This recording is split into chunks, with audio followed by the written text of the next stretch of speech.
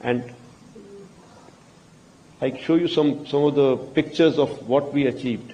Now, before and after the attack, of course, these are satellite pictures, and after the attack pictures are immediate pictures that we got.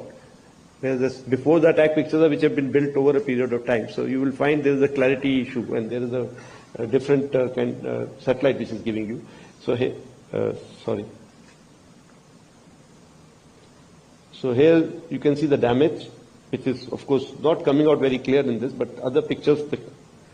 Here these two buildings, you can see the damage much clearly.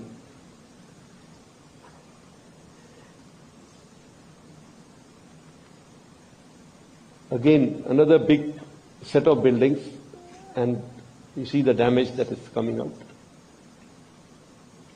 What I can show you here is there's hardly any collateral that you see. Of course, from that distance, it is not very easy to make out, but still all the adjacent buildings are fairly intact. The buildings that were targeted were based on intelligence. And this is the main building of theirs, where the weapons have gone in, and it's badly damaged. Now, one thing which was good this time was that not only did we have these satellite pictures, we also had a lot of inputs from the locals media, which was giving us the inside pictures, because these were areas which were open to public kind of areas also. So there were a lot of people who were going in and out. So on the net, we could get pictures like this and videos like this. This is the same building that I just showed you. If you look at the damage that has been caused inside. It's all on the open net available.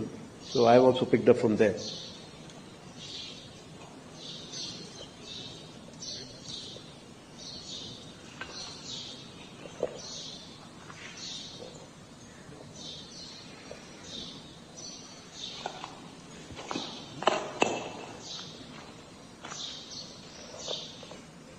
So this target was about 100 kilometers away from the border. We did not have a way to send a BDA mission that far away. So the damage assessment has been done based on only the, or accuracy assessment has been done based on damage that we see on the pictures from the satellites, and also what we got from the media. As far as Murid K is concerned, this is what it was, the LET headquarters.